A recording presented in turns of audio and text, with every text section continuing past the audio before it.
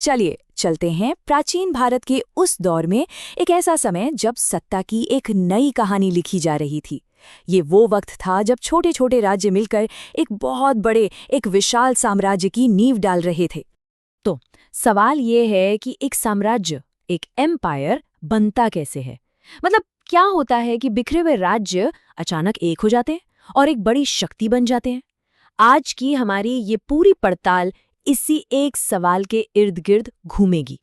तो देखिए हम क्या क्या देखने वाले हैं। सबसे पहले हम जानेंगे प्राचीन भारत के उन महान राज्यों के बारे में। फिर देखेंगे कि इन सब में से मगध कैसे एक सुपर पावर बनकर उभरा। पाटलिपुत्र जो उसकी राजधानी थी, उसकी क्या खासियत थी? उस जमाने की जो बिजनेस गिल्ड्स थीं, जिन्हें श्रेणियां कहते थे, उनकी क्या पावर थी? और आखिर में इस पूरे साम्राज्य ने पीछे क्या विरासत छोड़ी, इस पर भी बात करेंगे।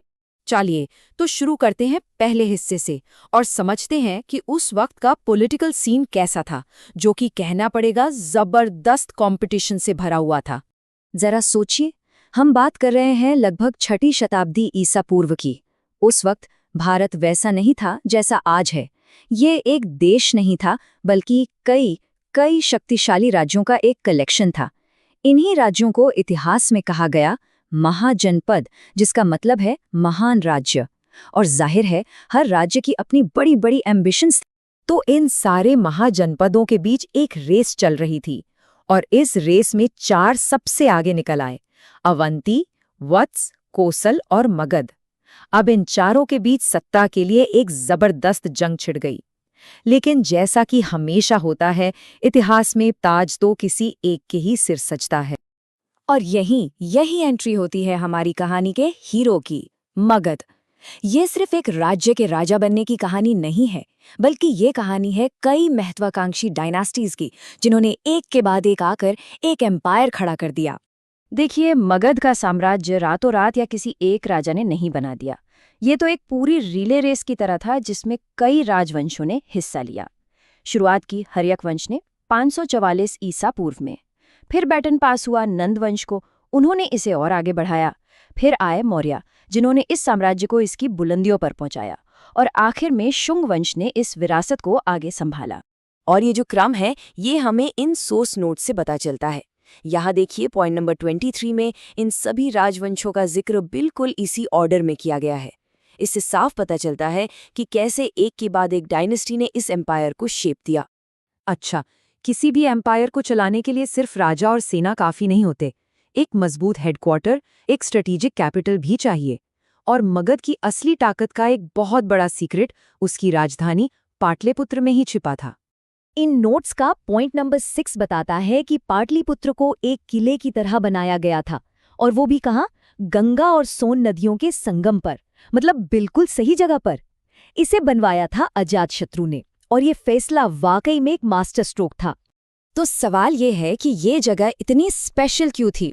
देखिए, पहली बात तो ये कि ये एक तरह का वाटर फोर्ट यानी जल दुर्ग था।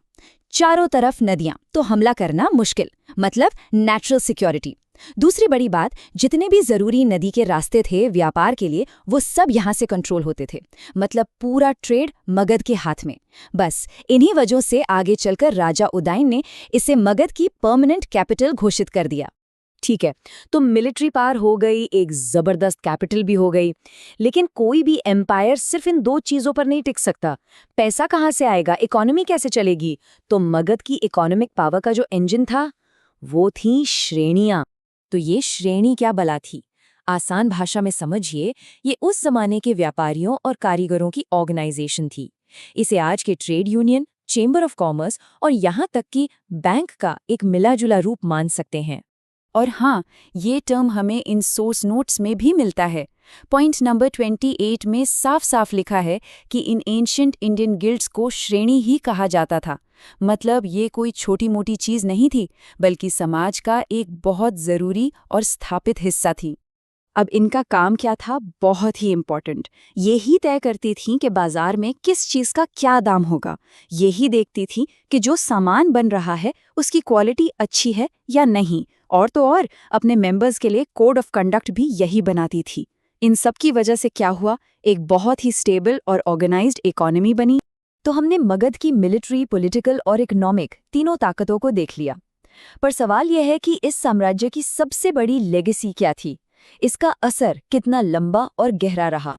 देखिए, सबसे बड़ी बात यह है, मगध ने सिर्फ एक साम्राज्य नहीं बनाया, उसने आने वाले सभी साम्राज्यों के लिए एक तरह का ब्लूप्रिंट, एक फॉर्मूला तैयार कर दिया। इसने पहली बार ये साबित करके दिखाया कि भारत जैसे विशाल और विविधताओं से भरे देश को एक एडमिनिस्ट्रेशन, एक सिस्टम के नीचे लाया जा सकता है और सफलतापूर्वक चलाया भी जा सकता है। और यहीं पर एक बहुत दिलचस्प सवाल खड़ा होता है। सत्ता को पाने और उसे बनाए रखने के जो तरीके मगध ने अपनाए थे, मतलब सही लोकेशन, इकोनॉमी पर कंट्रोल और जबरदस्त पॉलिटिकल एम्बिशन, क्या ये सारे पैटर्न आज भी हमें दुनिया की बड़ी बड़ी ताकतों में देखने को नहीं मिलते? इस पर सोचिएगा जरूर।